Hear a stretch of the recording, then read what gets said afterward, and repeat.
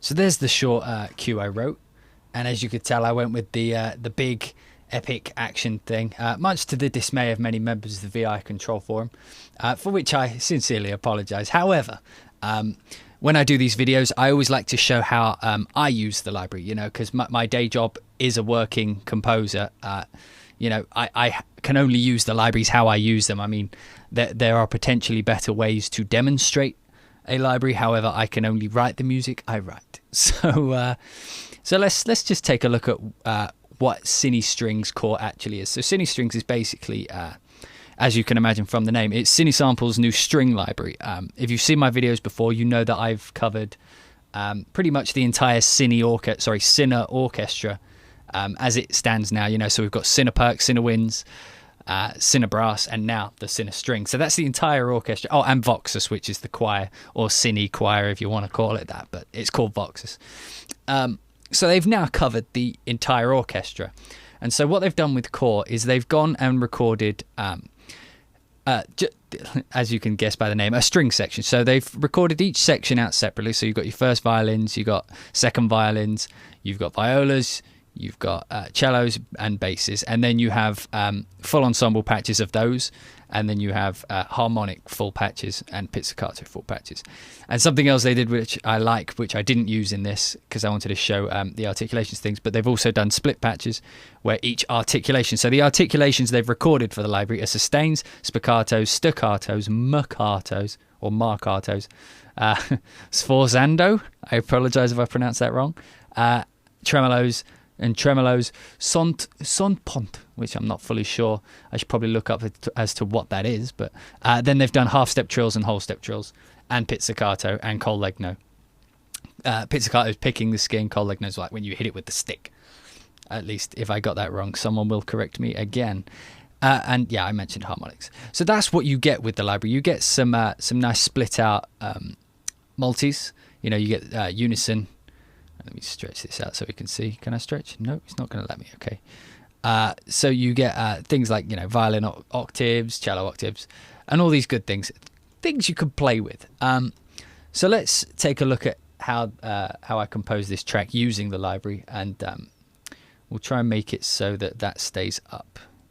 If you've noticed that everything's a bit smaller on the screen now, that's because I now have a what am I looking for?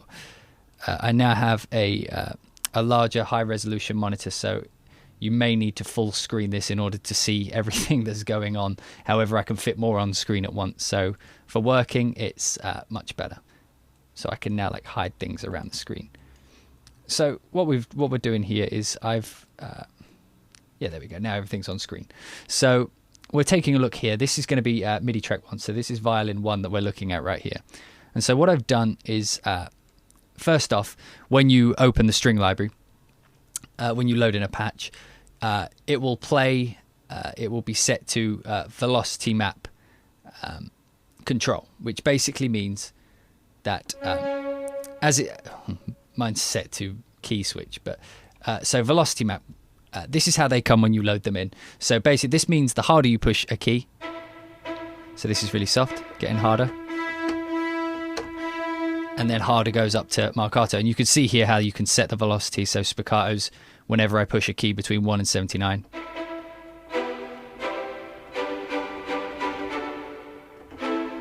And then like if I wanted to go.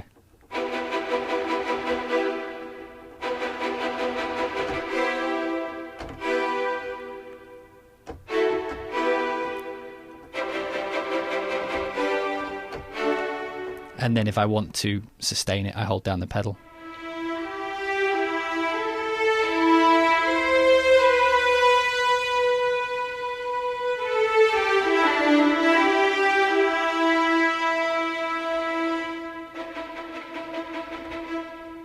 For example. So what I always do is when I'm composing, I tend to set things to key switch, because a lot of the time I don't play velocity sensitively. I do with the brass, which may sound kind of backwards, but the way I tend to compose is I like play things in live, and then later on I'll edit them. And so when I'm playing like string lines, for example, as you can see, they're pretty much all legato here. So I just wanted them to stay legato without me having to hold the pedal down. Just laziness mostly. So what I do is I load it up, and you can see here I've got the F0, which, as you can see here, sets it to sustain. And then later on, when I go to the spiccato, I'm setting it to C0.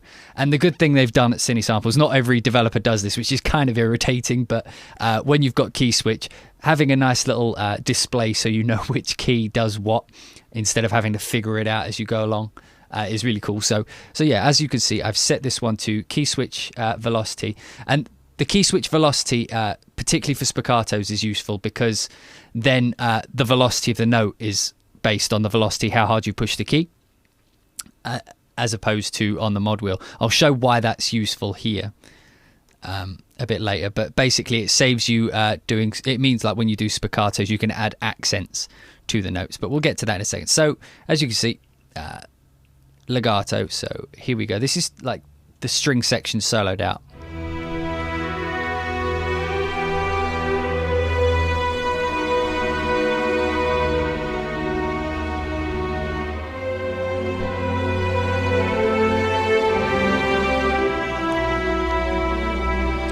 And now I'll just solo out the solo violin by itself.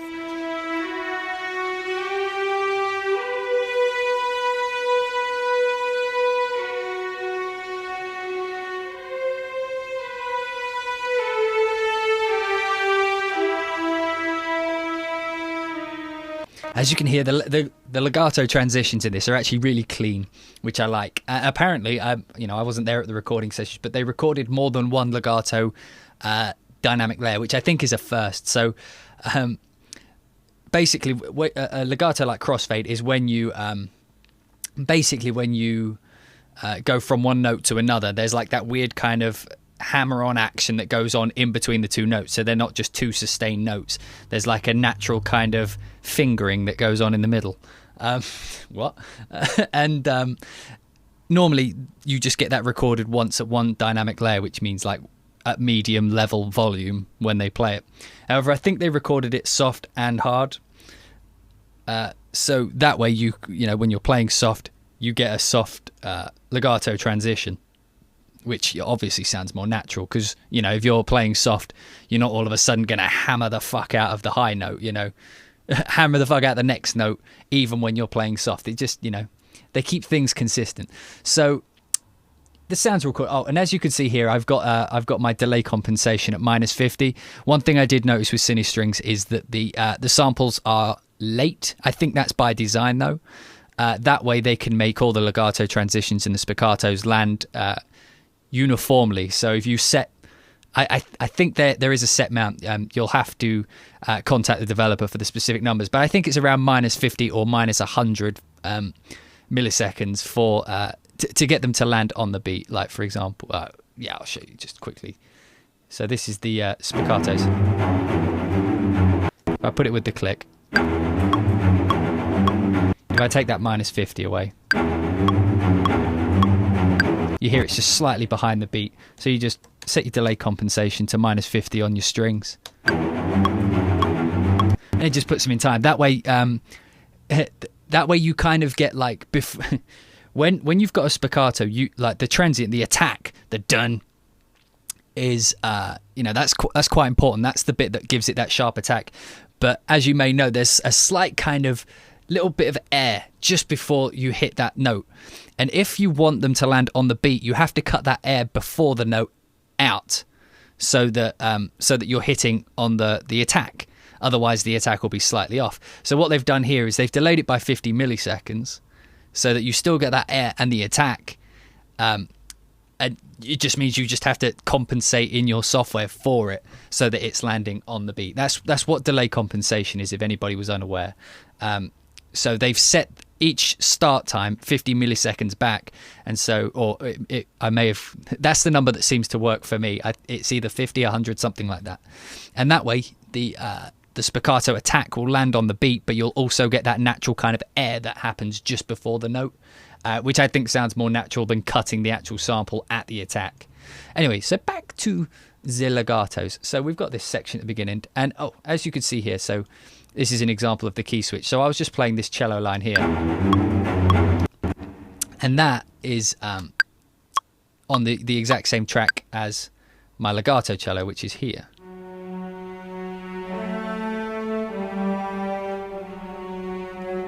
And again, you can see that's because of my key switch.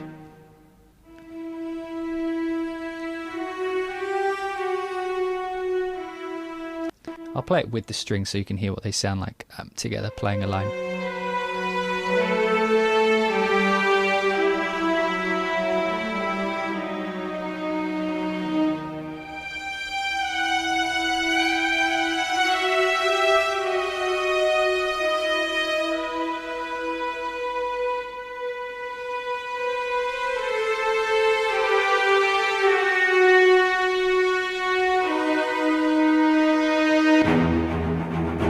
And then by key switch, I'm straight into the attack with without having lots of MIDI tracks. I know some people do like lots of MIDI tracks, and that's exactly why you got the split patches.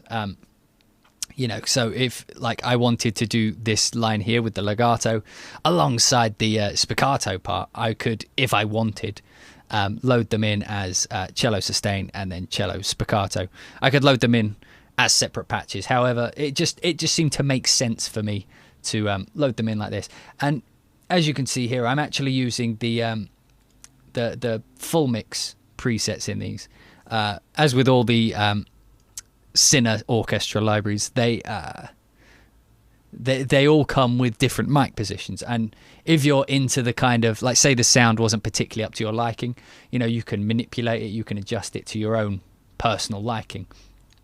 But I actually really like the sound, and I always have reverb on by default. So I'll turn this off so you can hear what it sounds like, the string section sounds like without the reverb. It'll obviously sound a lot dry because I drown my samples in reverb, but this is what it sounds like.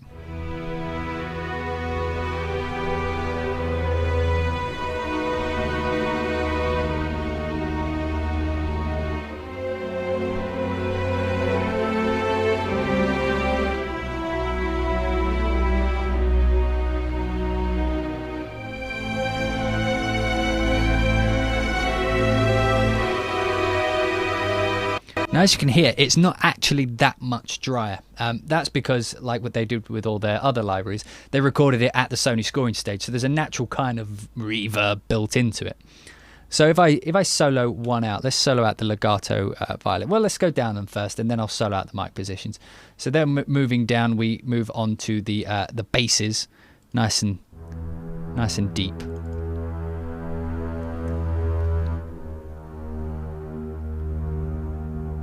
There's a very harmonic minor scale going on in this track.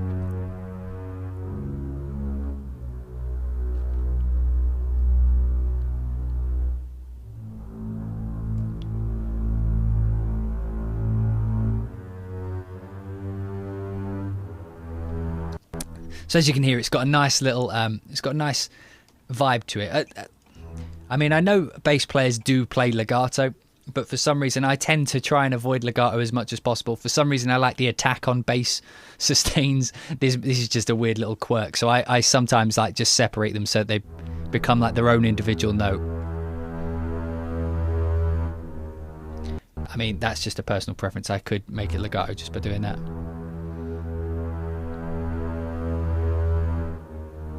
Just a little bit softer, but I like my hard attacks.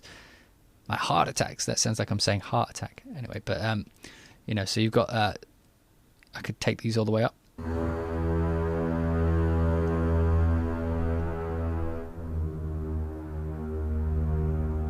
So as you can hear, there's quite a lot of dynamic range on the sample there. But let's stop digressing and go back to what we were doing. There we go. Nice little mountain.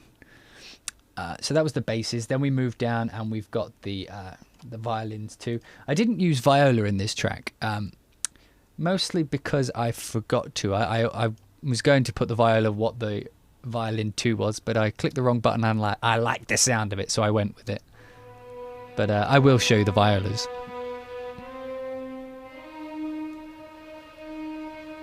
And this sounds like it's playing soft.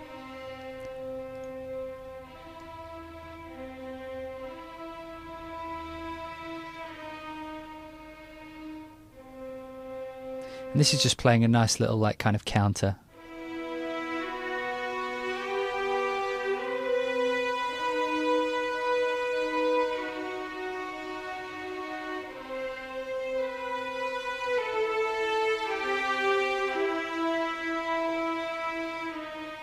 That was a unison.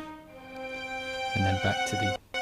And then if you play them, this is the sections. This would be like a kind of full section altogether.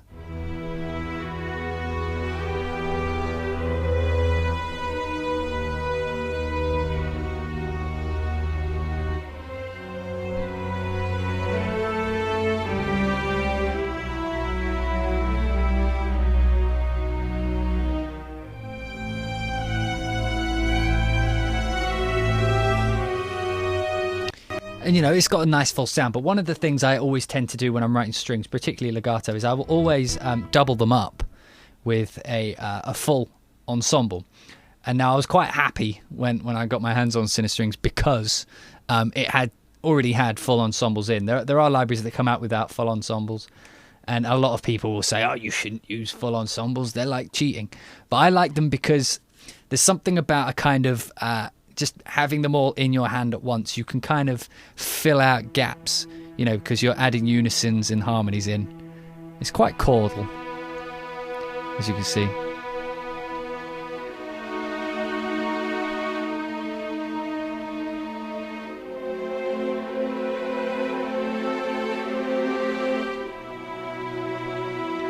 And so if I play all the strings with the ensemble in it, I'll just play it from the middle somewhere.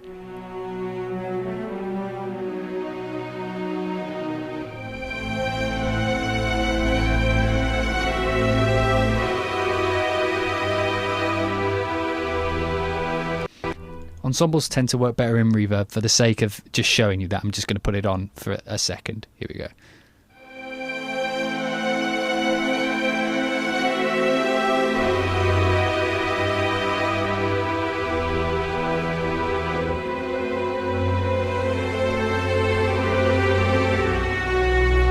And to me, I'm not fully sure why it works. The way I convince myself that using full patches works is because I'm kind of using them as chords and then pushing them below my main instrument. So this is quiet. This track here, which is my full ensemble, is quieter in velocity than these ones.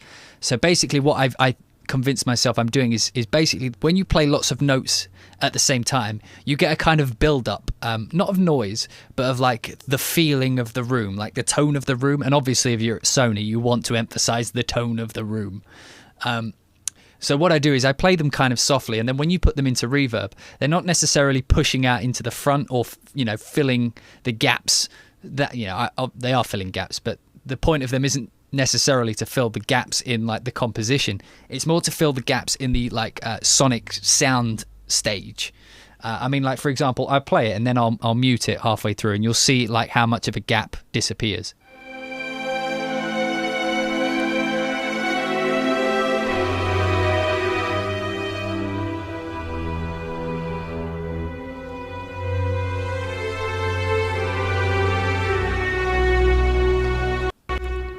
Let me just play a chord.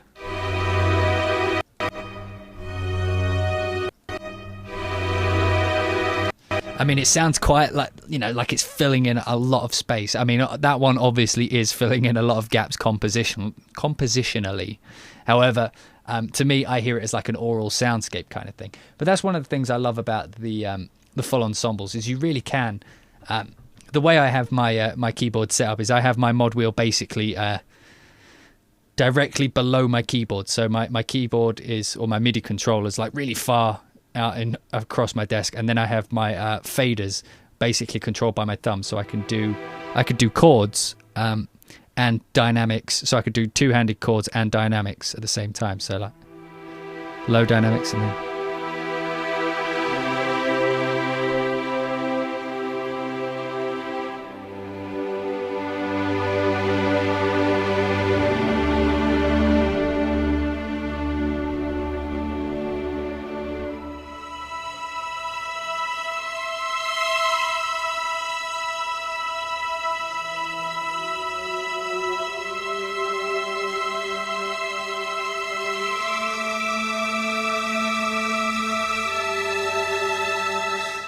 so, you know, like I can compose full-handedly. Again, I know there are some purists out there who will disagree with that style of composition. However, that's just the way I like to, you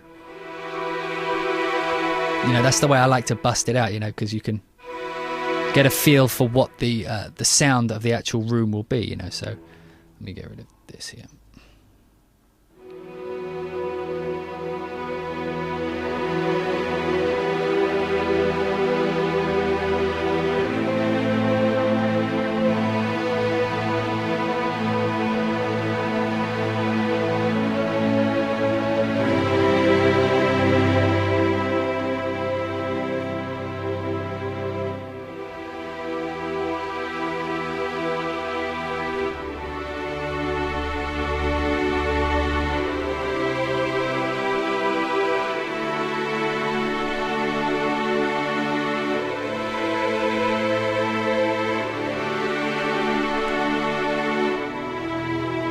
You know, and you get a good feel for the room. I like to just play with the full ensemble. Normally first when I'm writing, I'll play with the full ensemble or a piano.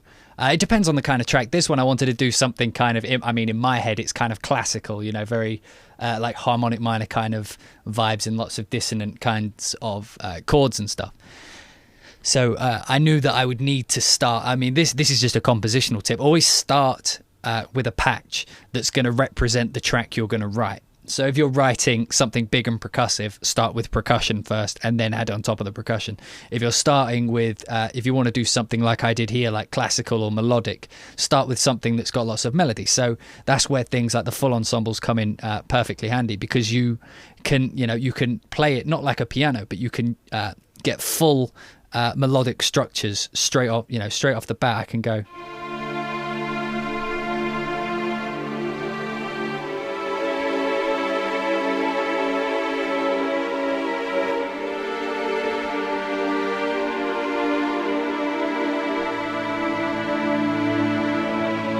So I instantly understand the harmonic structure because I can play it full-handed. When you've got things like, if you're just playing with a violin and trying to do it line at a time, which I've heard people say, oh, you should compose line at a time, you're too block chordy, kind of things like that. I always sort of disagree, because I always like to give, I don't disagree with what they're saying. If that works for them, fantastic. However, when I'm composing, I like to do it so I get the full picture of the harmonic content before I kind of dive in. Anyway, I digress. Back to the library. So yeah, like I said I was going to do, I'm now going to just go through some mic positions with you. So we'll focus on the violin. And what we'll do is we'll just on the room and then off the full mic. So this is here's something I should mention here. These libraries are pretty large on the RAM. I wouldn't say to a fault, because you can load in each patch individually. So, if you haven't got much RAM, you're going to have to be careful with which patches you load. It doesn't have the problem that Hollywood strings have by East West, of course, in my opinion, because their player couldn't kind of handle having this much memory loaded in at the same time. Whereas this, being in the Contact engine, seems to handle, having however much it is, like 3/4 of a gigabyte so far loaded into RAM. More than 3/4 loaded into RAM and being played. So if I play one note, we'll see how many voices it is. So it's only using like 10, depending on how, and then the release. So it's going up to 10 voices per note. So if you're going,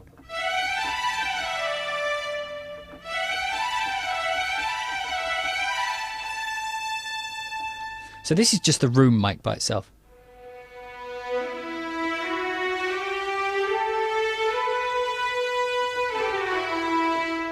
And let me bring in the other mics as well. It's just going to load in. It may take a while, but I'll play while it's going. One of the joys of Contact, I can continue to play as it loads in. That little red thing means I pushed a key that hasn't yet loaded in, but Contact will then make that note that I played a priority, which is fun. For anybody wondering, I have 22 gigabytes of RAM in this computer, so this shouldn't be a problem for me loading in. And I work with one computer. I don't have any slave machines. So right now this is all running off of a single 7200 RPM hard drive. It's not an SSD, it's running fine. I have got a high buffer, but that's only because recording and playing at the same time gives me CPU spike, recording the screencast days. So this is with all the mics. I think if I pull them all the way down, they turn off. So I'm just going to pull them really far down. So this is just the room by itself.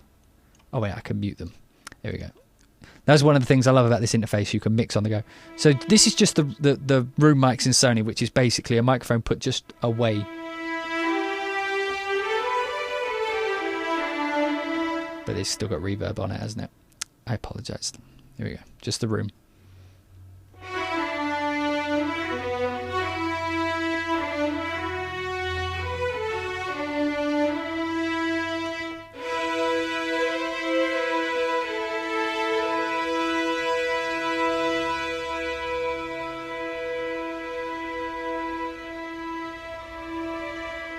And for those of you noticing there, I was playing two notes at once. That's one of Cinesamples' cool scripted things. They have polyphonic legato, which means basically if I'm playing like, if you look down at the bottom here, if I'm playing,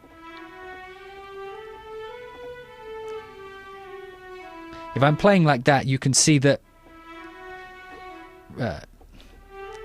There I'm playing two notes, but only one sounding. However, if they're far enough apart and you push them at the same time... Actually, I think if they're close. Yeah, if you push two notes at the same time, they both trigger, and you can give them each their own melodic line. Sorry, they're each legato line. So each one of these will now have... You see how that changed? Even though I'm holding down four notes... I'll make it... even though I'm holding down four notes... There's only two sounding because each of those two notes each got their own legato transition. Can we do three? Huh. Okay. Now I need to have extra fingers. So polyphonic legato means if you push the notes at the same time, you can play two melodic lines at once. So if you're doing harmonies...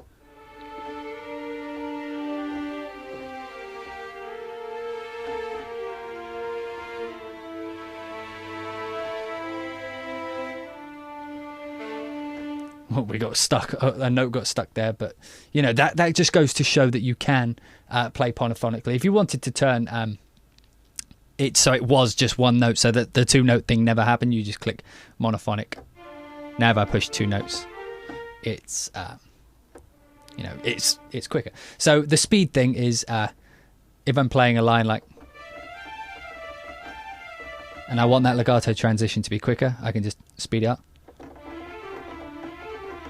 If I want it to be slower,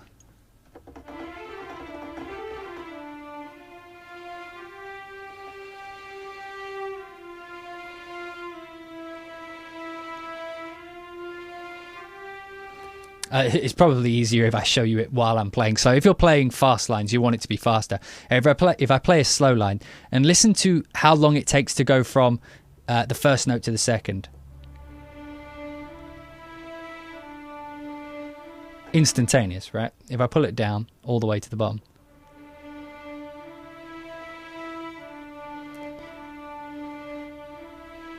And if I turn this is the volume of the legato transition.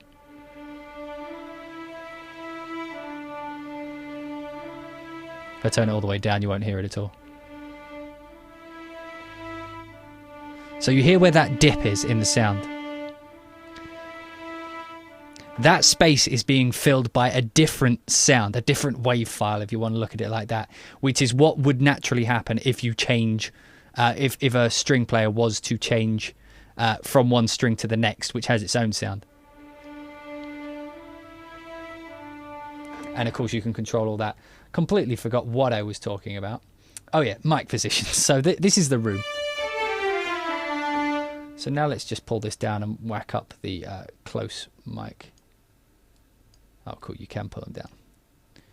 So this is just the close mic.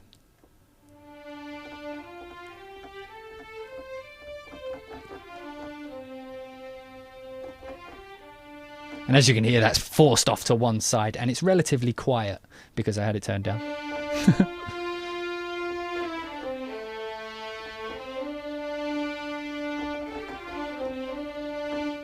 And if I pull in a little bit of room, you'll see why this is a powerful feature, because you can now mix your own basic mic setup.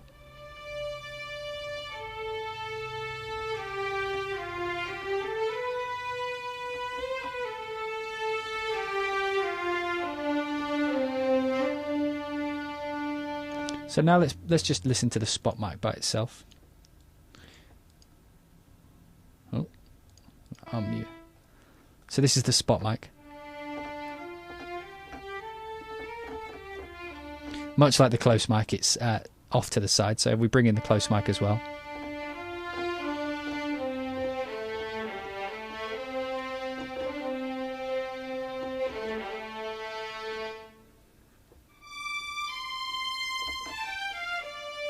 And now if we bring in the room mic as well.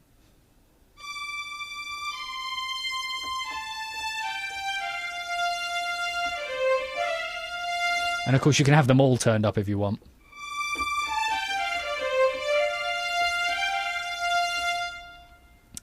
But, you know, let me try turning on the surround as well. Let's just have the surround up by itself. This will click and pop because it's still loaded in. So this is obviously a sound that's a lot further kind of back. If you've got surround sound, I imagine it's probably putting out some sort of surround. Well, it wouldn't do, but you know what I mean. If you've got a surround set up, I imagine that's what this is for. But this is a lot more of a kind of ambient back of the room type of sound. So say you wanted something with not as much definition, you know, you could perhaps have surround and room.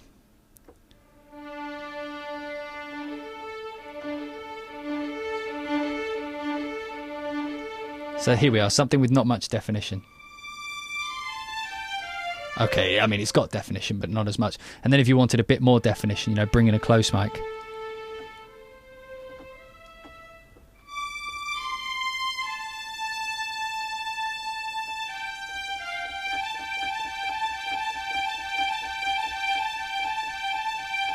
So there you know, and then a little bit of spot mic, just, you know, to fill it out. So there you go.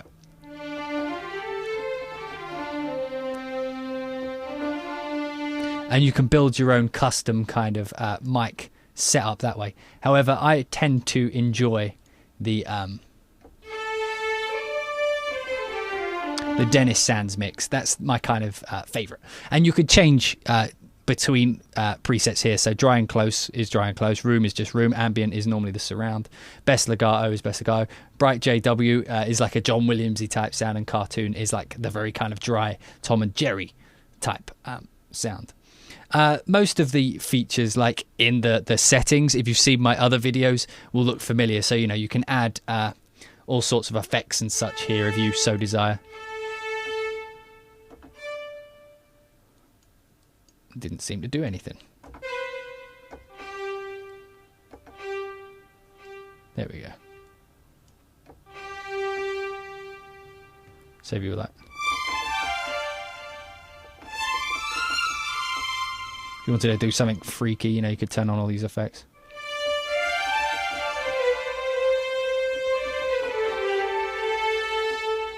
Maybe you wanted it gritty.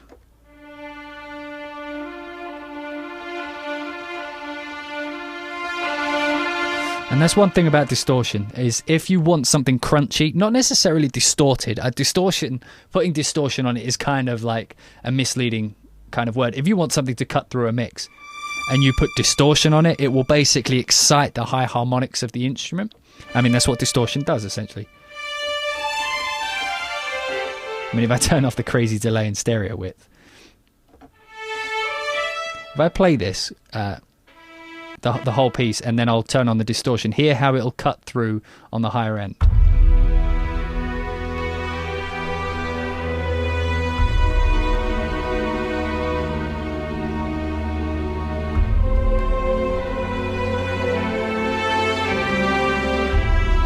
And it's particularly good on lower instruments. Distortion always seems to have a better kind of effect on lower instruments. I'm not sure why. The harmonic content seems to be excited a lot greater. So, like, for example, if I was on, like, cello, like the cellos here. And when you've got something with a sharp accent, it should add to it. So this should make it quite aggressive sounding.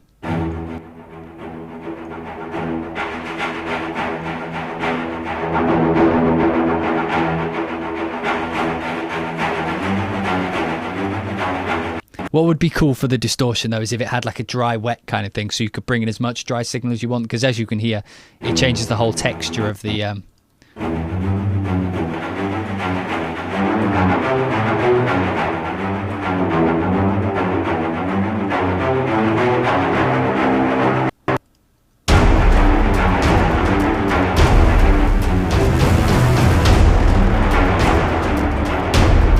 So as you can hear, you know, the effects are useful for what they are. So what we have here covered next, I won't cover this too much because there's a great video by Mike Patty, the owner of Cinesamples, who covered this in great detail. But the hairpin creator is essentially it's an automatic dynamic swell creator, essentially. So if I turn this on and pull the dynamics down, it should go from PP to MF back to PP. So we're at MF and then back down to PP. So the start, you know, this is how long before I apologize if I get this wrong, but I'm pretty sure I'm right here. So you can set the start time. If you set it to beat, it'll be like it's 1 beat. After 1 beat, it'll start, and then how long it will stay on the, I want it to stay on MF. I'll put it up to FF for fucking loud, and then you can set up what bar it ends. So you push it, and then after 1 beat it starts, it holds it for 4, and then by 7th it finishes. It goes down to PP after 8. So let me set this to like, so it takes 6 beats to get from here to here, and then it will stay that for that, and then it takes, let's make it 4 beats because that's like a normal 4. Okay, I apologize, I'm getting it now. So it takes 4 beats to get from PP to FF, and then it will stay on FF for 4 beats, and then it will take 4 beats to go back down.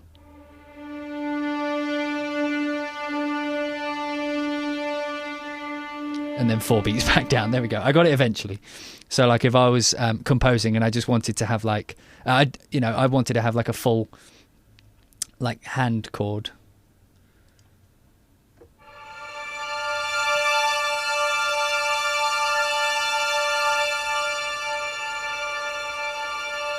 You can do you could do things like that, so that if you so desire, you can have this on if you want to have an instrument that just does the dynamic swells, and you can specifically set what you want it to do. Maybe you just want it to have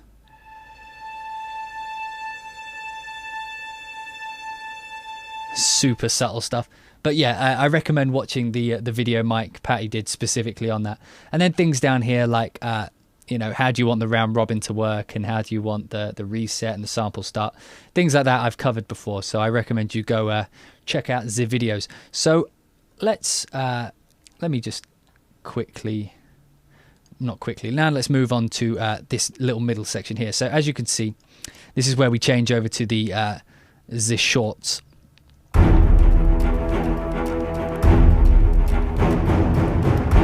And I did so again by key switch. So let me just bring up the key switch, and we'll play with the key switches so we can see how they work. So we're on the cello articulations, and let's go to mapping. I believe that each one has its own kind of individual mapping, depending, sorry, let me just check that that's actually right. So velocity key switch, velocity key switch. Okay, they're exactly the same. I lied. So I was saying why I choose velocity key switch instead of velocity map. So if you're on velocity map, this one here, when you push a key, what note you push, how hard you push the note depends on which articulation plays back. And then the actual velocity, as in how hard the note is played, is controlled by the mod wheel. So let me just play this. So I'm going to bring these all the way down, which basically means that they're all at velocity level 0 or 1. So that means they'll play the spiccato. And now the velocity is controlled by the mod wheel, which I'll do, as you can see, you should be able to see happen here. Here we go.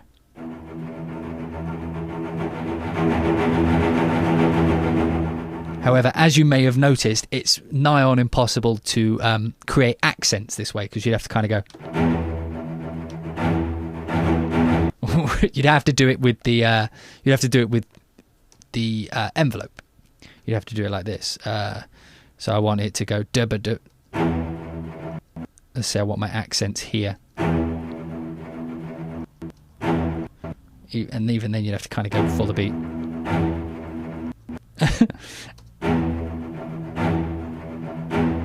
So you could do it this way, if you are so inclined. But personally, like when I'm doing spiccato specific, especially, I like to do. I like to write them in a way that allows me to, as you can see here. So I've got like a kind of accent. So this one will sound louder than this one. So when you're on the velocity map one, which is great for doing things like. Okay, there are better examples. Like if I was to play this back.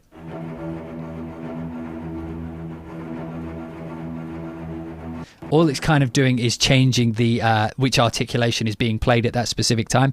So this one here will be a marcato. This one here will probably be a staccato, and then like the really low ones will probably be spiccatos. So what I do is I put it on key switch velocity dynamic map, right? And what this basically means is that the articulation, as in which type of note you're playing, is chosen by key switch. So F0 will make it a sustain, and as you can see I've got C0 as it says here, which is changing it to spiccato, and then the actual note velocity is controlled by velocity. So if I was to play a sustain, hopefully this will work. Actually, I don't think sustains are quite the same, but I'll check for science. Yeah, sustains are the only ones that don't follow that, and I imagine tremolos don't either. So sustains, tremolos, are the velocities controlled by the mod wheel. So this is more like what you get from other libraries. I am, the best way I can describe it. Marcatos are controlled by velocity, so if I push the keys soft, if I push them hard, staccatos will be the same. And then obviously spiccatos are the same. So that allows me to create accents. So as you can hear, this has got a rhythm to it.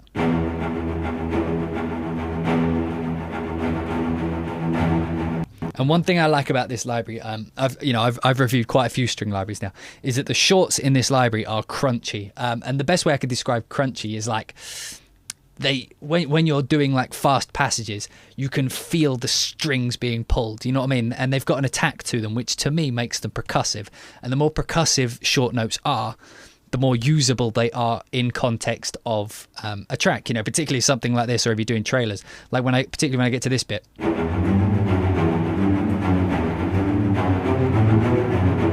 You know what I mean? There's a kind of an anger and aggressiveness to it, which some libraries just don't have. I think I even mentioned like things like cinematic strings. The shorts were a bit like on the weaker side. However, their sustains are fantastic, and so it's a compromise. And CineStrings so far seems to be like the mid ground of everything. So you've got something like cinematic strings, which is really good sounding out the box. Cinematic strings by Cinematic Sampling. Their sound is great out the box, and then the shorts are a little bit kind of weaker. And if you want a dry sound, you're out of luck. LA Scoring Strings, out the box, it's very dry and harsh. So you have to work with the sound quite a bit. But the shorts are very aggressive, so you've got that. CineStrings seems to like straddle this mid ground. It's got a good sound out the box, and it's it's easy to mix up to the kind of sound you want, but it's also got the aggressive spiccato kind of the attack on the strings. So there's lots of choices, but this one seems to straddle a really nice mid ground, which I'm quite impressed with. So let's just listen to this line here. Well, let's do this flat one for now. So let's listen to the dynamics of it. So if I pull these down, this is the same passage played at low dynamics.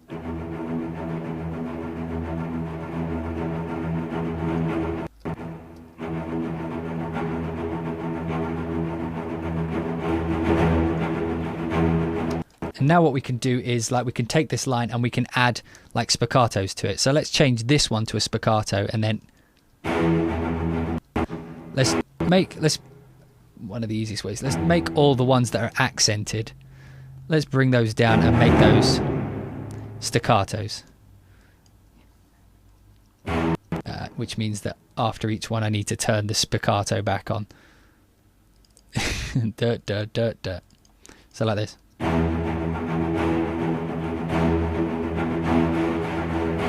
Which sounds much better than what I did originally, which is why I intentionally, on purposely, didn't show you that. So let me change one of these so that it's a marcato here, just for fun. Wait, marcato is E0, so that should have worked. Maybe the note's a little bit before, so let me just.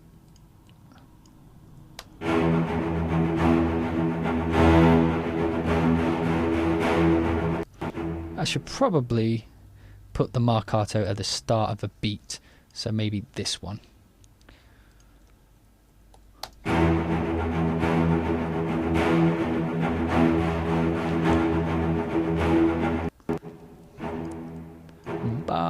So this is a marcato here. But obviously that needs to come.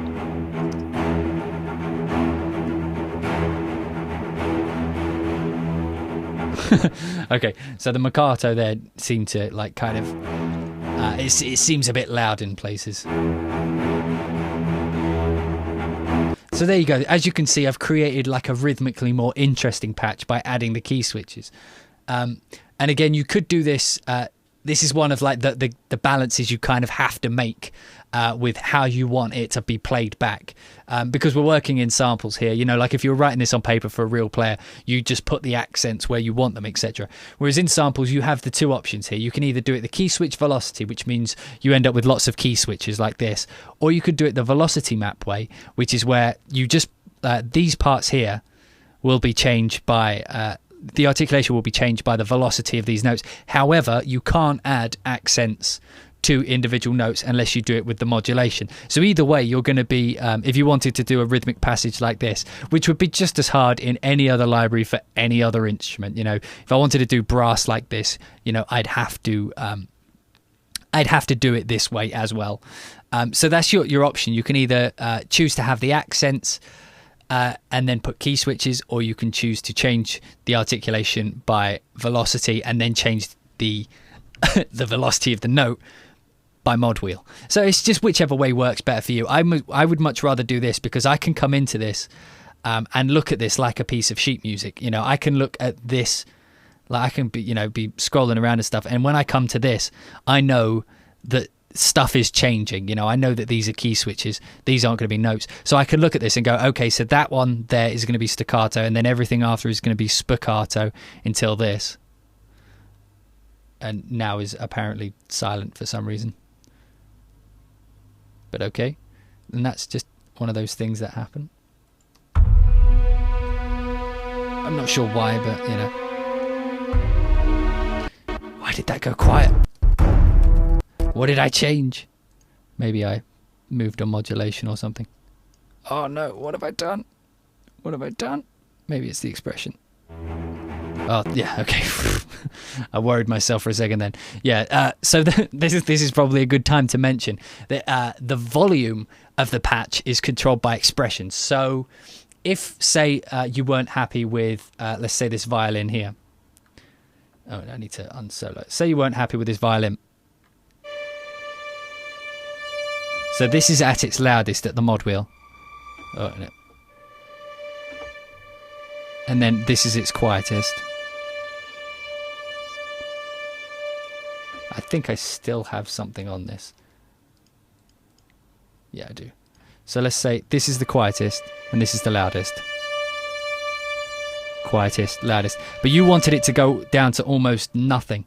You could change it so with the expression. So if I pull this all the way down and then pull the expression, you know, you're a really super soft dynamic there, and then you could bring them up together.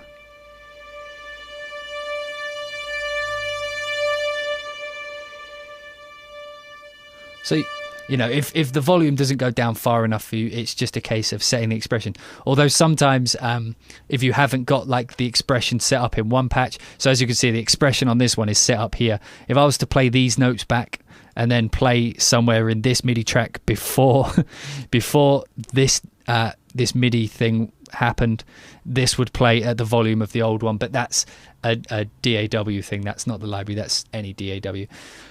So now let's listen to the violins. Sorry, the basses. The basses are playing some spiccatos here, which sound like this. Let me just check the expression.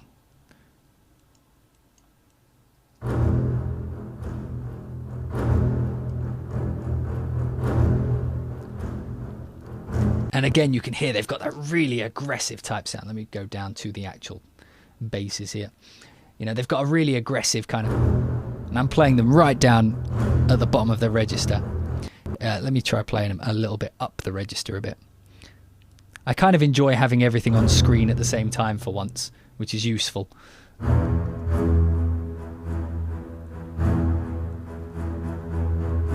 And as you can see, obviously I went with the key switch again, and I'm doing it the same way. So I could, if I wanted, in fact, I could copy paste, being as though this is one of the joys of it. These, like I mentioned, each patch has its own key switches. The bass ones, as you can see, are -1. They're the same position, so it's F0, but on the bass it's F-1. That's because obviously the bass goes down into a lower register. But what I can do is I can copy my key switch information. Let me just put this on like, I don't know, 16ths or something. I can copy like my key switch information from one patch, and then I can apply it to my next patch and then just put it in the correct range.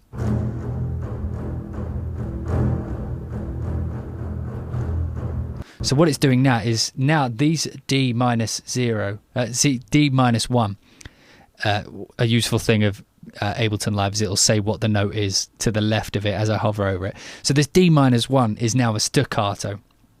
So this note is staccato, and then these notes, there we go. And then because of this spiccato, every note afterwards, until we reach that D-1 again, is going to be spiccato. So you get a ba da da ba da da instead of da da da, which would sound like. So I'll just show the difference. So this is all spiccatos. So it's da da da da. But if I put these on a D, it's ba da da ba da da, which is obviously a lot more rhythmic. And again, because I've set it up this way, I think this whole passage I want to be spiccato though. Da ba ba ba, and then that would work better if that was louder. I think the spiccatos are more aggressive the louder they are.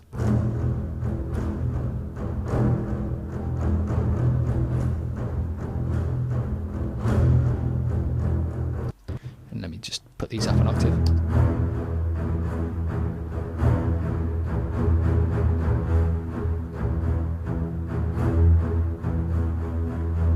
So as you can hear, you can adjust them all, and they've all got like a really great sound to them. So now let's move down to the bass. Kind of plays the same thing the whole way through. So let's move on to violins 2, which are playing this.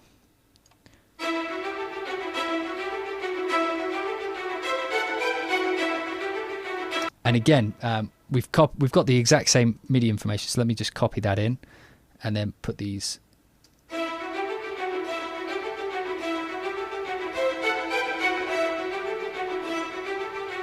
And you see how quickly, because they've kept the key switches in the same place, that this whole patch now is now key switched. You know what I mean? So because it follows a similar rhythmic pattern.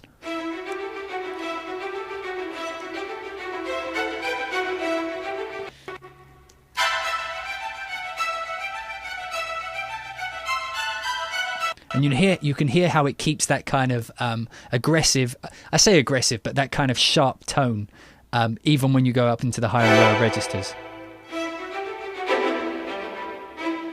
That's a bit out of range. But...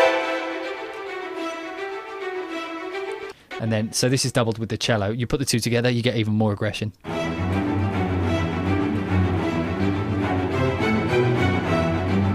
And then if you throw in the basses.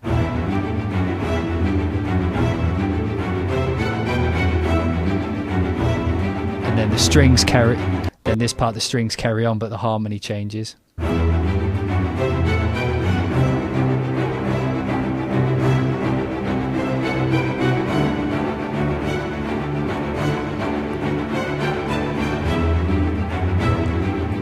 And you can hear how the short notes are really kind of, I mean, this kind of got me excited because the short notes, there's two types of sample that will give off where a room is recorded. The first is a tremolo, which for whatever reason, when you play a tremolo in a room, for some reason the air dissipates and it creates like a more kind of 3D image of the room where the sample is recorded. And the second is short notes. And the fact that the short notes here manage to stay aggressive and maintain the sound of the room.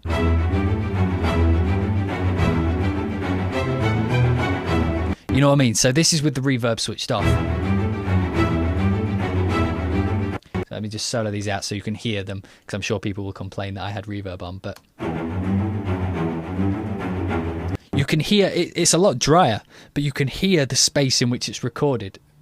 Shorts always seem to give that away for some reason.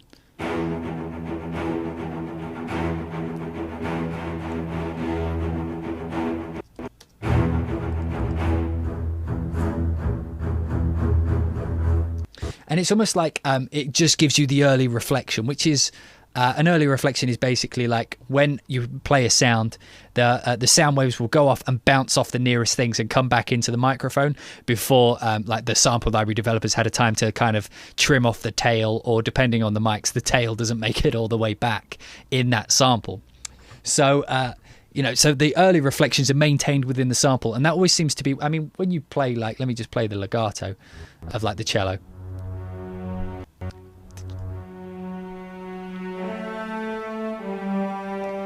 You still get a sense of the room, but when you've got spiccatos, maybe it's because the air's excited in a much kind of faster and quicker and aggressive fashion, you know, because you're hitting the string, but, you know, you're hearing the sound ping back off of whatever's close to you. And then when you throw that into reverb, reverb kind of takes... because I use algorithmic reverb, and what algorithmic reverb does, it basically takes like every... sample, and it kind of works out mathematically, well, works out algorithmically what the sounds coming back would sound like. And now when you've got the early reflection embedded in the sample like this is, and obviously it's the Sony stage, it's kind of coming back and it fills the algorithmic reverb with like lots of content, you know, lots of nice content. So when you play it back in reverb, it kind of, you get a it kind of blooms, I think is the best word to use. It blooms into the reverb.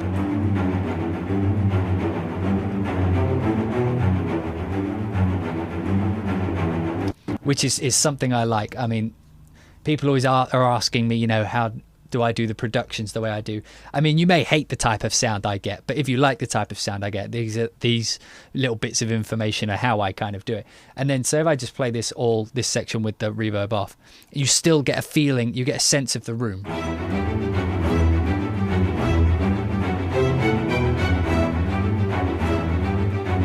Play it with some legato over the top.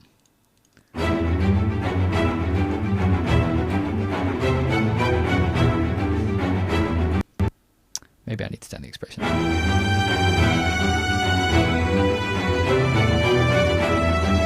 Then throw it in some reverb.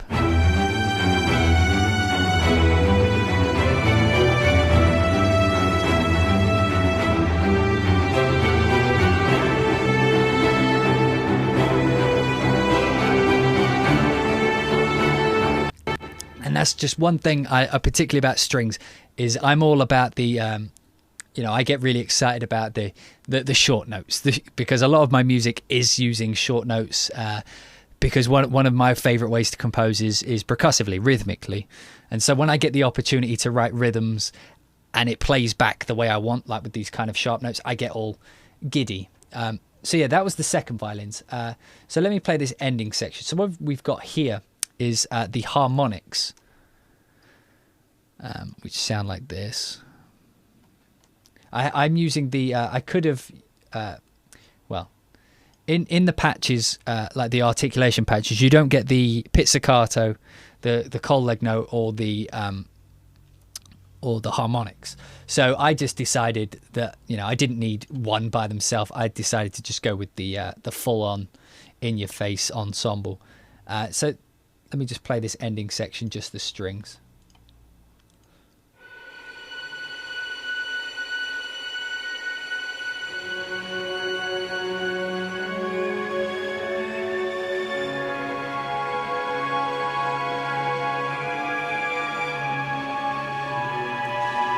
And then I'll just solo out the harmonics.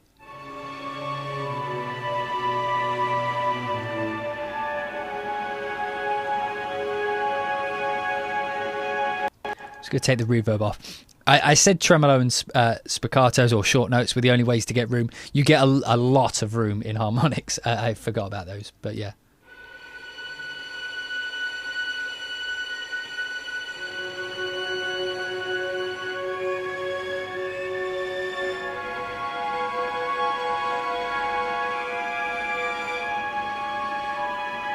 And harmonics is basically played by playing the harmonic.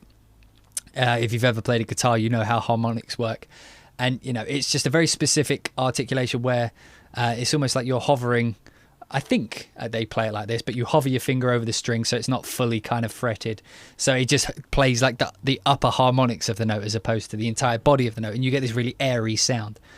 So this end section, I wanted to show the library being soft, you know, because for the past minute or 2 minutes before that, it's been all loud. So what I've done is I've got these harmonics here, which work exactly the same as the other ones. You know, obviously there's no articulation, so the mapping page is rather bare, but the dynamics are on the mod wheel, and you can change that there. You can change it to whatever you like if you know the CC number. The mixer, you know, you could change the room. So let me just whack it in the room.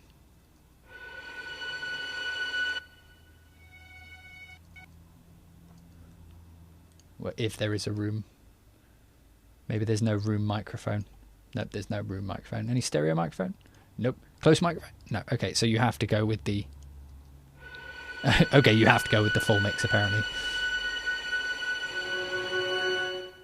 Yeah, you have to go with the full mix. Well, that's a shame. I thought I'd be able to show you different mic positions for harmonics so you could get a better idea. But, okay. But it works with the full mix. What happens if you put dry and close? Nothing. So yeah, harmonics have got the really great sound, you know, like they're good for playing like really closed voiced chords, you know.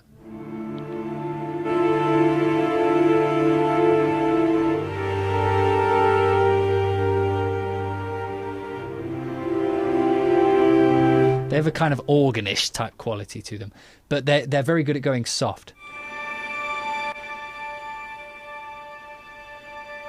You know, like if you want to... I always feel like soft things sound cold.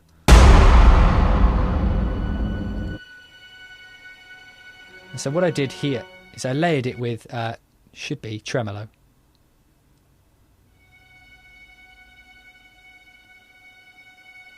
Where's it? Playing on the second violin.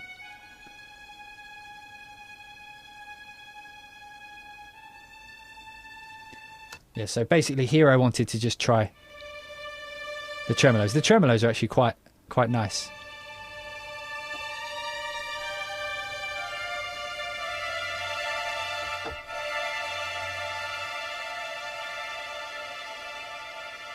You know, they go nice and soft or really loud. And that's just the second violins. Let me put it on the full ensemble. Is it in the full ensemble? Oh no, I'd need to load the full ensemble thingamajig, but I'll do that in a second. So what have I missed? Okay, so let me swap out the second violin for the viola so that we can get an idea of how that sounds. So viola, I'm just literally going to take the viola articulations and drop it over the top of violins 2.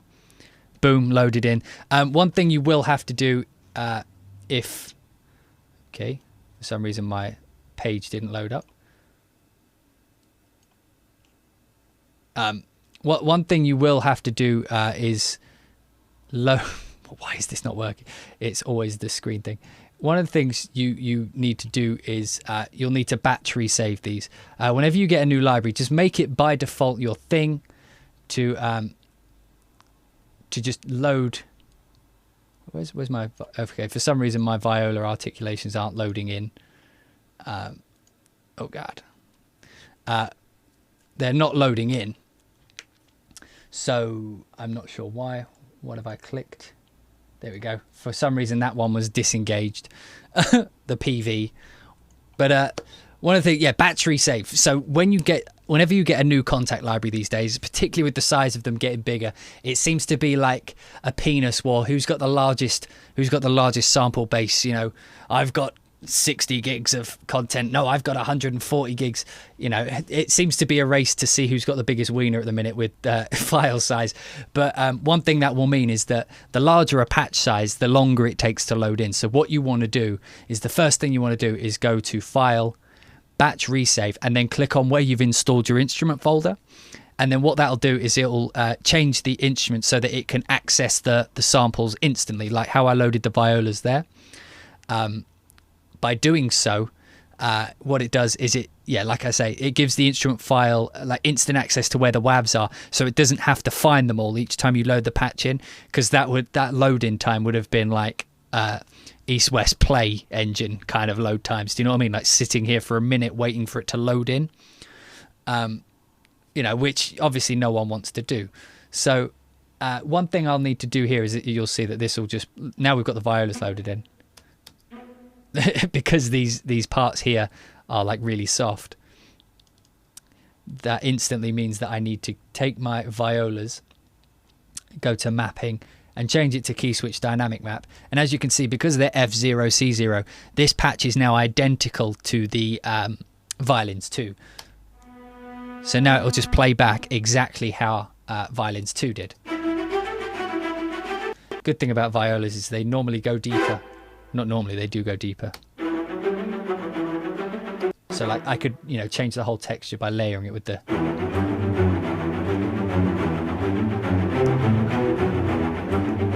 So now I've got a much darker kind of texture, It doesn't pierce as much in the track, which sounds like this.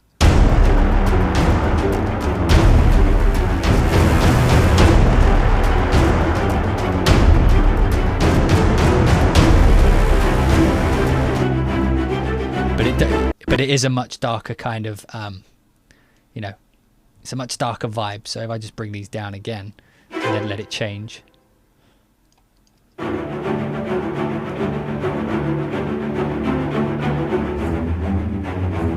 So you can tell how, violas are cool if you're doing lots of low. I always envision it as a low violin. I mean, it is essentially just a slightly larger violin. But the way I always look at a viola is it goes lower. If you want a violin type sound to go lower, but you don't want to go into a cello, which is a much kind of larger sound within itself, try changing it to the viola. Let me just sell it out.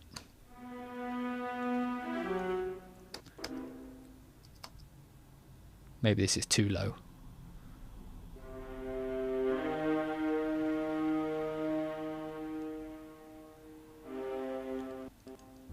Yeah, so this first note is too low, so I'm guessing C2 is as low as I should go. How low can you go? Sorry. Let me put the reverb back on.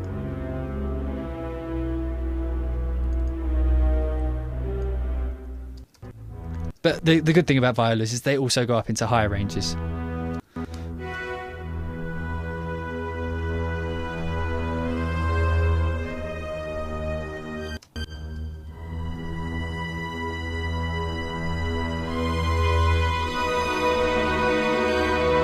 I mean, they sound like they struggle a bit more up there, but this is just, as a composer, these types of timbral choices are, things that you have to consider. Do you want that kind of lower tone? Which actually sounds pretty cool here. If I'd have done the viola instead of the violin 2, which I initially meant to do, but then messed up because I wasn't paying attention when I was writing, I may have actually put this line lower.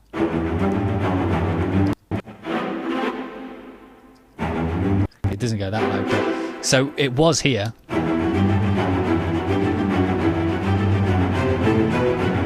Which is a cool sound, but I think lower it sounds more aggressive and more full. And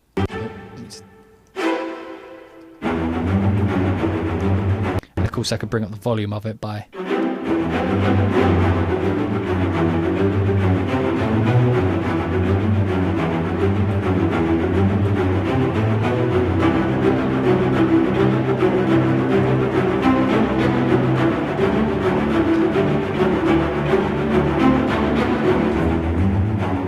For some reason it goes quiet here. I imagine it's my expression messing up.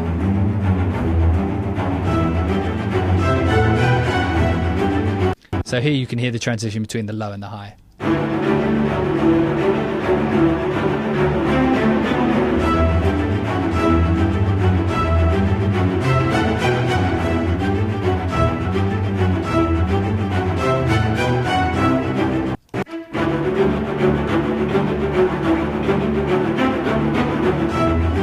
And so there you can see how the texture, the timbre of the timbre, whatever, however you pronounce it, it changes depending on how high or low, and violas are quite good for that. So I may actually keep, so I wonder what the viola tremolo sounds like at the end.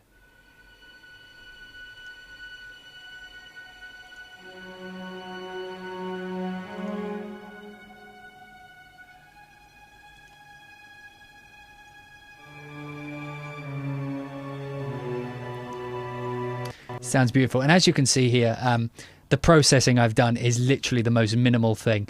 It's the sound of cinematic string, not cinematic, CineStrings, the sound of CineStrings into a reverb and then EQ'd. The reason the EQ is there is because whenever you put reverb on something, you naturally get a build-up of frequencies, resonant frequencies, ones that are kind of clashing together, and then they kind of create this awkward, horrible-ish type tone, which I literally, as you can see, am cutting by the most minuscule of little buttons. You'll be able to see where they are when I... Oops, so that may have been loud.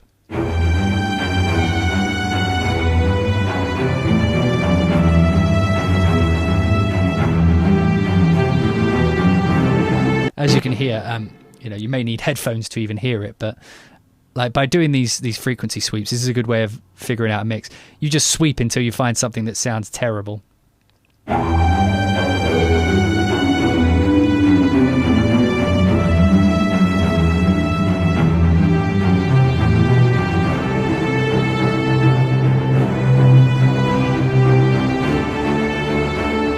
And to me, around this kind of area here, there's just a kind of type sound, which isn't really settling with me. So I just bring it down a little bit and then just the slightest little... Which gets rid of that sound and makes everything else stand out, you know. So I hardly ever do EQ boosts. I always do EQ cuts just to get rid of those annoying sounds, and then everything else just sounds pretty. So that's pretty much everything I did in the track. But now I'll just show you the things that I didn't actually use. So let me just load up MIDI channel 7. So there are a few things I didn't use. I showed you the viola, which you know, which is a great sound. You know, it's got a good range. And normally violas, for whatever reason, don't sound that good to me. But this one just sounds as good as the others. You know, it's snappy, it's sharp, so it's good. Let me load up. I mean, the pizzicato, col legno. The harmonics was the only other one that isn't included in the articulations. The true legato is basically just the sustain from the articulations patch, but by itself. So if you want like a smaller patch, you know, that's a good one to go to. But I go with articulations, that way I don't have lots of MIDI tracks. But the pizzicato and col legno ones, they are they are going to be the same in the full ensemble as if you know, as if I play them. So I'm just going to load up the full col legno. This is, again, it may take a few seconds to load in, but so this one is mapped kind of like the others, but there's two types of patch. So there's pizzicato, which is on the soft velocity, which is picking the strings, which you may have heard in things like, you know, Lord of the Rings. Yeah, that's a very popular type sound. And then col legno is when you hit hard. It's like when they hit it with the stick of the bow. And you normally hear things like that overlaid with percussion. You know, it's like, well, not so much up high, but...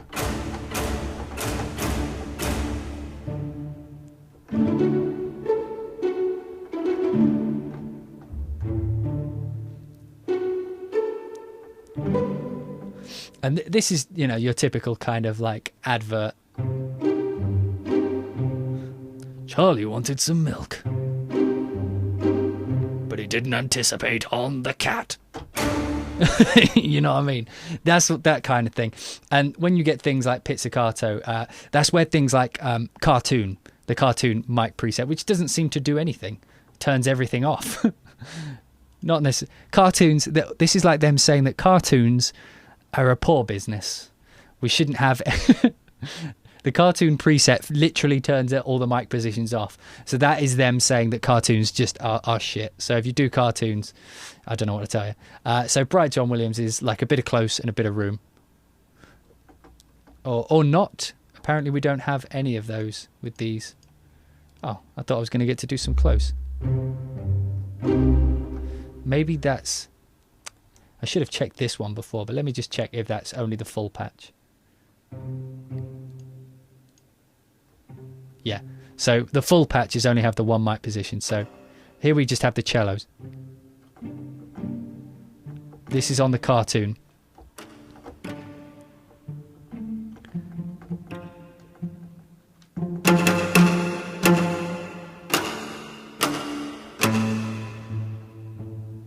And this one seems a little bit different. This one seems to, like with the mod wheel all the way down.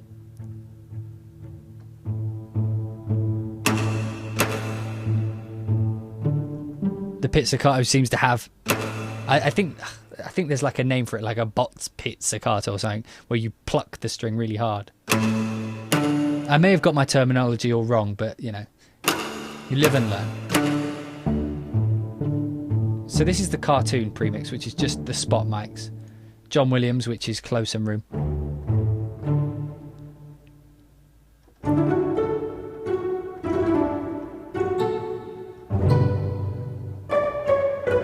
Oh, I don't know how to play it, but that's the bright John Williams. Let me turn the reverb off.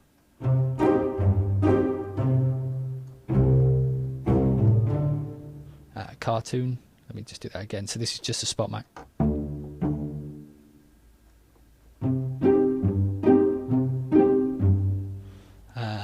Legato, which is just the close mic.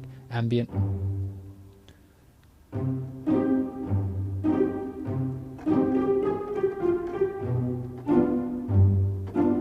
Sounds good. Just the room. Dry and close.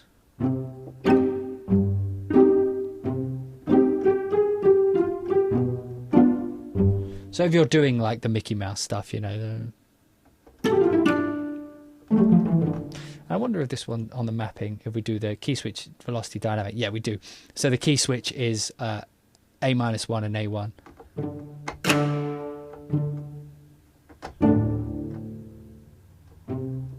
So this is now velocity on the keys.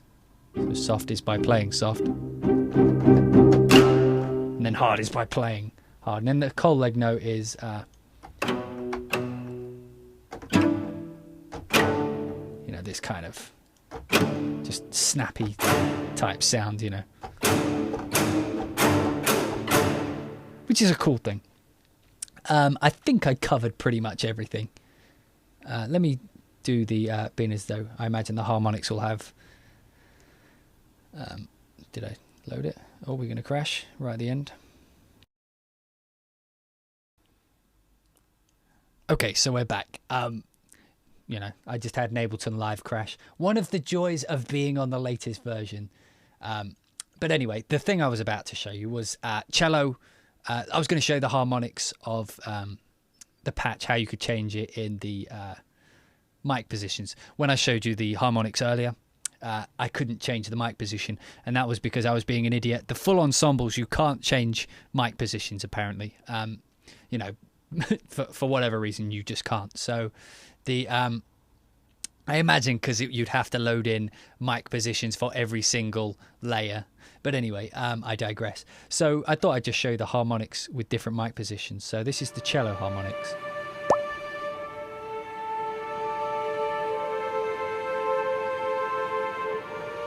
And now let's put it on the spot mic.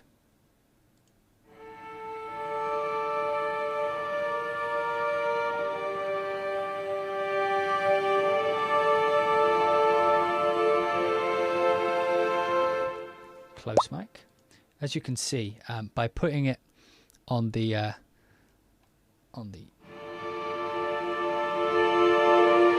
when you use the closer mics, it puts it in the virtual space. So when you have an orchestra sitting out in front of you, your first violins, I mean, this is just general. You can put them wherever you like, you know. If you're the guy, if you're the conductor, you can put them literally wherever you like. But normally you have like violins to your left, then depending on preference, you can either have the second violins on the right, or you can have them next to the first violins over on the left. That's like two different combinations. Then you have the violas in the middle. Then you have your cellos kind of over the right, and then behind those you have the basses on the right.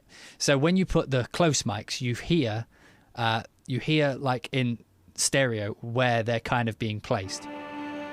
As you can hear, that sound is coming from the right. And I mean, you can even see it here. Let me find my mouse. There it is. The right sound is louder. So if you want, that's one of the joys of having mic positions.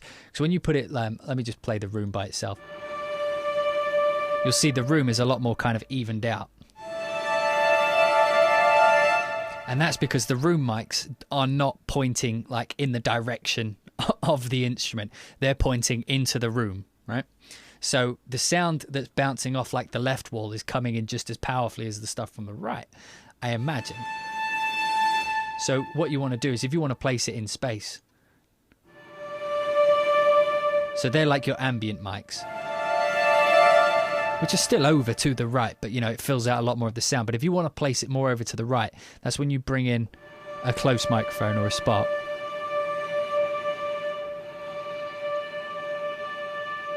Because by doing so, you're getting more audio content on that side. And bringing these up just fills it out.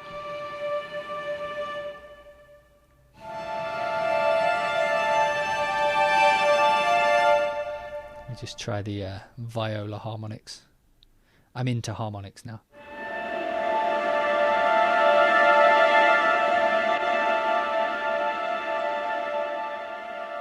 Oh, I apologise if you hear my phone beeping and clicking like it normally does.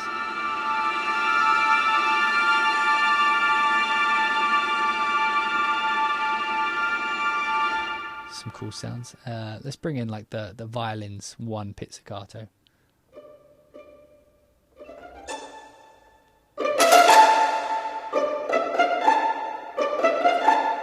So there's an interesting thing. I thought it was Collegno that was playing. So this is Collegno.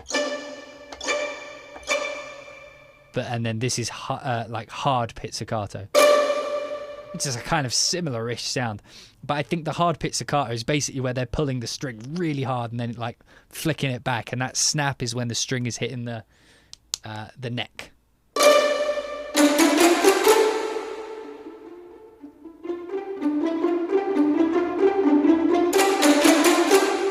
So that's right at the top. So I imagine if you've got this set at like a dynamic one where you're playing.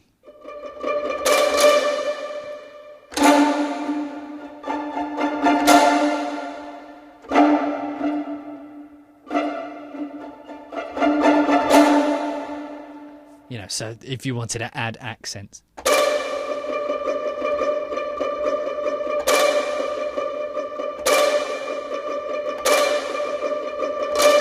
You know, you can add an accent with the really snappy. Not that you would play that fast, but... so, yeah, again, they fill the room. I'll turn the verb off again, just so you can hear it.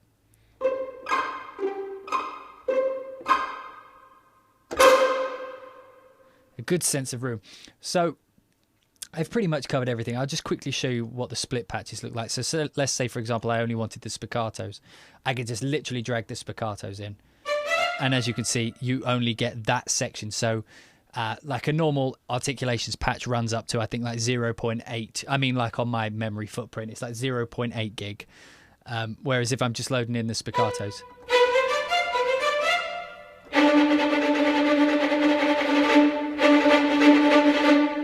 You know, like, say, for example, if I was just playing a line.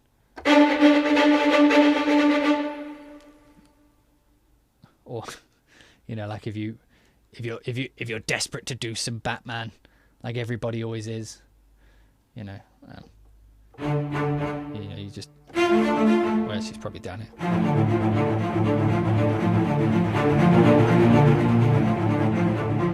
And is this, I believe this is key dynamics.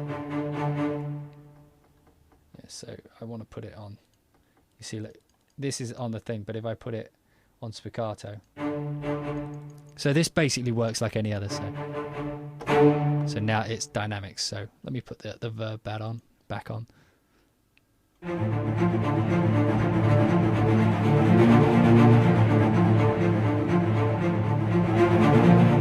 You know, So you could do things like that. Oh, something I didn't show you, the trills. I should probably show you the trills. So yeah, I'll just show the splits first. So the splits, you know, are what it says on the tin.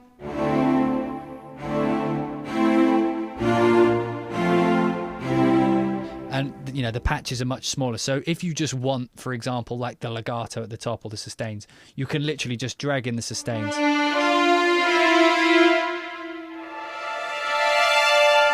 And you get a much smaller footprint.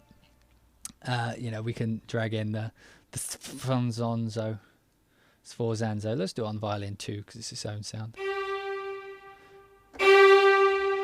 So kind of meh.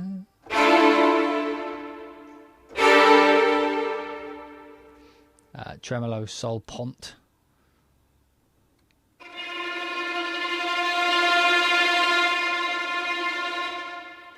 Which to me sounds like an aggressive tremolo. The difference between the two.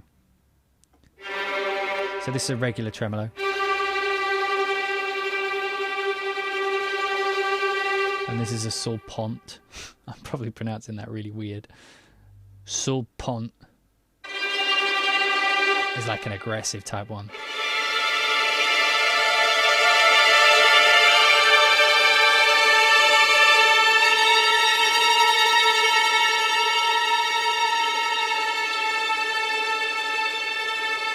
That's the type you would use just after an explosion, because everything's really on edge.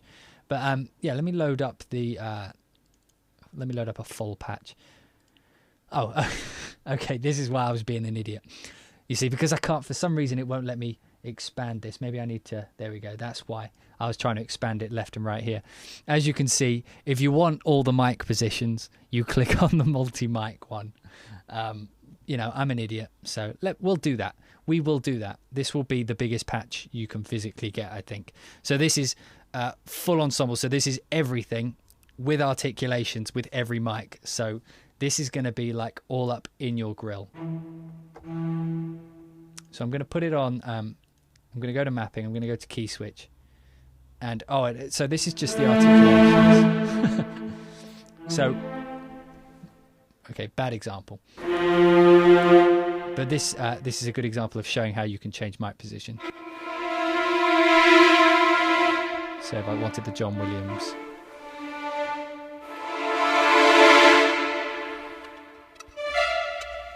Oh, it's all loading in. It's all loading in. But as you can see, like each preset here has its own like EQ settings and built-in reverb. But I wanted to show you the what did I want to show you? I wanted to show you the trills. So I'm going to put it on the key switch, and the half step, whole step trills are on A0. So this one.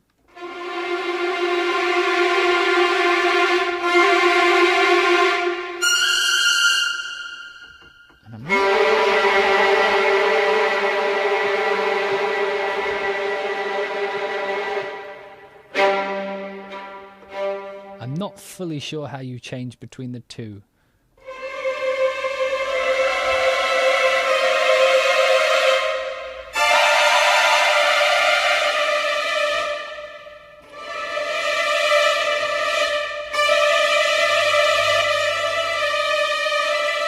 Okay, so I'm not sure what the CC number is, but I'm changing the CC here.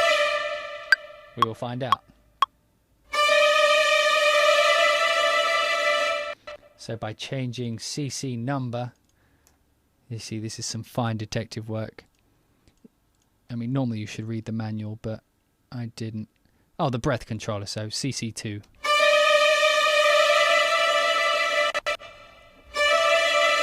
So that's a major trill. Well, full, whole step, half step. What?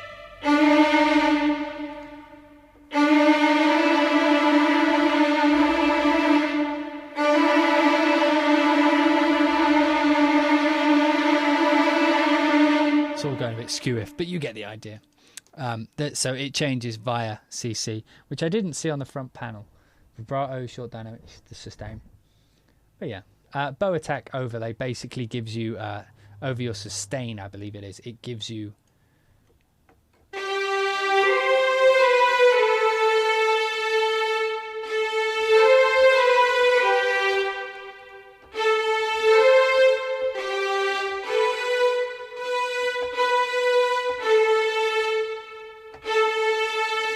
basically gives you like a harder kind of attack over the top of it.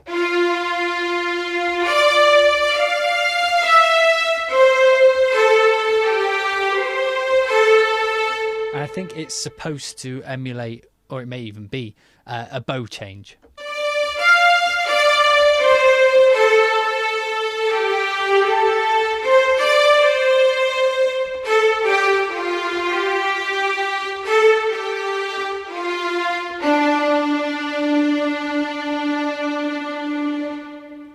Yeah, as such. So let me just load this up. So let me just throw a multi in, for example. So let's try like a violin, cello, and viola octaves. Replace the multi. Yes, please. Now let's see what it does. It will probably crash. So this right here, the speed that this multi is loading in, I can't tell if this is because like the battery save didn't do it, but this is essentially how slow it will go per patch if you don't load, if you don't do a battery save. So this is like the majority of what sitting and waiting around for loading times is. And the fact this is loading in 3 things kind of makes me want to skip it. But yeah, I'm not sure why that's taking so long, but a battery save would normally solve that, but for whatever reason it didn't.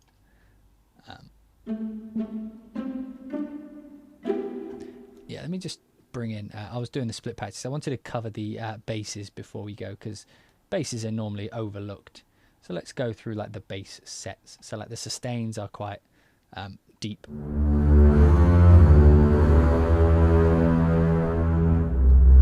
That's not even all the way down.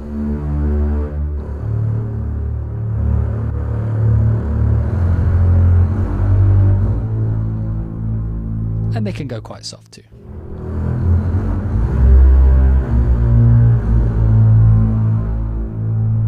And then they go nice and chilled out at the end. The spiccatos are really kind of sharp, you know.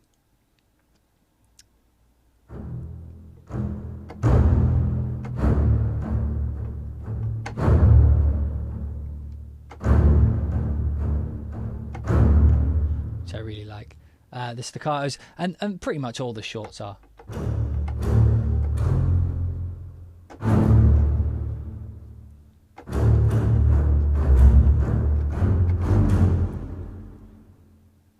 Marcatos. And then they just get, you know, then you have sforzando. I should learn my Italian terminology. One thing I was kind of sad they didn't include in this, which is I think is in Albion Logria, is flautando. I've kind of fallen in love with that articulate. Oh yeah, the tremolos on basses are awesome.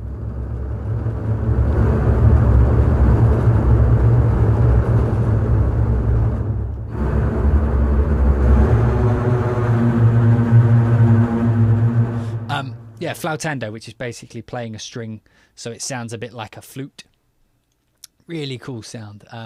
But I'm pretty sure if you go over to the VI Control forum into the official threads, they were for CineStrings Pro. They're taking suggestions of things to add into CineStrings Pro, and one of the things I would like is flautando. But as you can see, like that's a good point for me to bring up right now is CineStrings Core covers pretty much 90% of what you are going to need when you are writing a song, and it's just as much as pretty much every other library that's out there. So I mean, it's, you know, it covers your short notes, it covers your long notes, it covers your hard, your soft, and it covers like the extras, which you won't use even that often. Like, well, okay, some of you will use them all the time, but you know, things like tremolo and trills, and even harmonics. You know, harmonics aren't even that common. Well, okay, they may be, but you know, like the basics are there, and you've got enough to get going. And I believe the price is just it's definitely south of $500. I think it may be $429, which for strings is pretty cheap. I mean, the you know, if you're looking at it kind of falls into a good category, you know what I mean? It falls in that good mix, and it's a string specific one. Like I mentioned, it's split out into sections. You know, you've got the option of ensembles, you've got the split outs, you've got the choice between articulations, which is, having everything in one patch. So if you want to one day bounce it out to score, having the MIDI on one track, could help you when you're porting it across. If you've got things like the Steinberg, the Cubase, I think Cubase has a thing like where you can set a key switch to a certain articulation, so that when you move it to score, it automatically adds the correct things. I may have got that wrong, so sorry Cubase users, but the ability to change it to key switch like that is awesome. Nothing's predetermined for you, and you've got, like I've mentioned this in other videos, but you've got flexibility. So if you want spiccato to be high, when you push really high, you can adjust this, so that would now make it so spiccatos is only on the high notes. So you get the flexibility, you've got all the articulations you need to get up and running, and it just works, like everything in that track that I played at the beginning, everything just fit into its place. It was sharp enough to cut through, and then when I wanted it to go soft, it backed off. The expression allows me to go to complete silence. So if I want that really super soft, you can kind of emulate it with the mod wheel and expression together. In the Pro, CineStrings Pro, I'd like to see things like flautando. I'd like to see like really soft articulations, but like on the mod wheel, so like recorded so soft that almost all you can hear is the room tone, just super soft things. But the sound of it is great. The sound of the hall is great. The different mic positions are great. So in all, it's going to become like my go-to string library, particularly because it cuts through. And that's just one of the cool things, because I've got the mic positions. If I want to layer it with a cinematic strings, which up until this point has been like my go-to for the kind of right now I use cinematic strings by Cinematic Sampling for my legato, and I use LA scoring strings for my attack.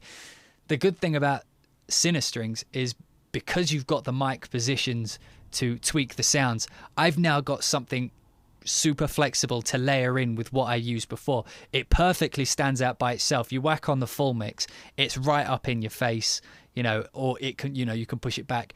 But I've got the option of dialing in room tone. So now for example, I can keep like LA scoring strings and keep that dry, but then just bring in the surrounds of CineStrings and layer it directly on top. So now I've got the room of Sony layered over the attack of LA scoring strings. And all, the same if I like the sound of another string library's legato, I could layer that with just the room tone of CineStrings layered on top, playing in perfect unison.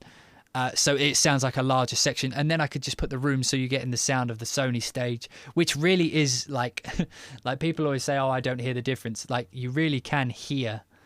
Like, let me load up a tremolo. You can hear that room tone, like G. What am I on? G -1. You can hear that Sony room. This is dry.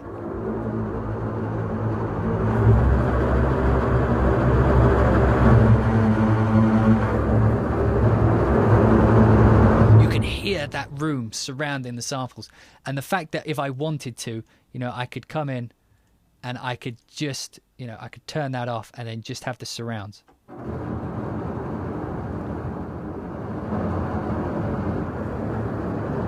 That is me placing the surrounds like as like the surround mic, the room mic. So you can use the mic positions to perfectly layer it in with anything else you like to use.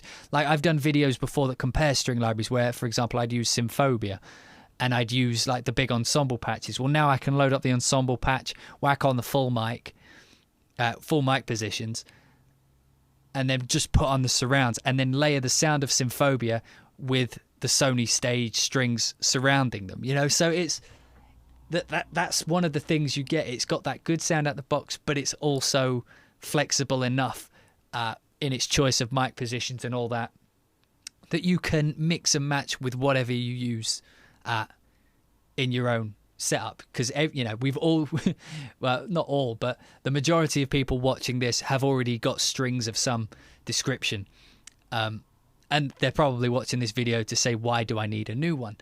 And it's you're adding a new tone, you know, you're beefing up, you're layering. Like the tracks that I normally write, they contain lots of different instruments layered together to achieve a completely unique sound. So you're taking something like CineStrings, you're able to now wrap any of your other strings in that kind of Sony room, you know, and you're also getting the tone, and so the flexibility is there. I think I said that like 7 times now, but I was impressed by how the mic positions layer so easily with others. But yeah, so that's pretty much every opinion I have on the CineStrings Core.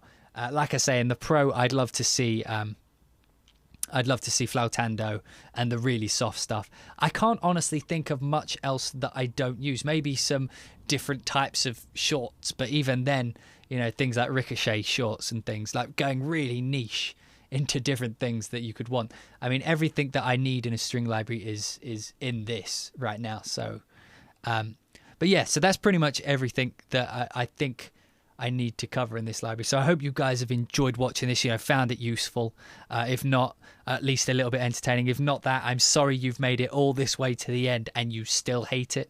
I apologize, but you know, for those of you who enjoyed it, I hope you found it useful, and you know, let me know in the comments and all that. They've added this new Google Plus thing to YouTube now, so it's a lot more social. I don't know if that's a good thing or a bad thing, but you know, do comment and, you know, start discussions and let me know what you think of it, and, you know, what you think of the video and that. And I look forward to seeing you guys in the next video. So thanks for watching. I'll see you later.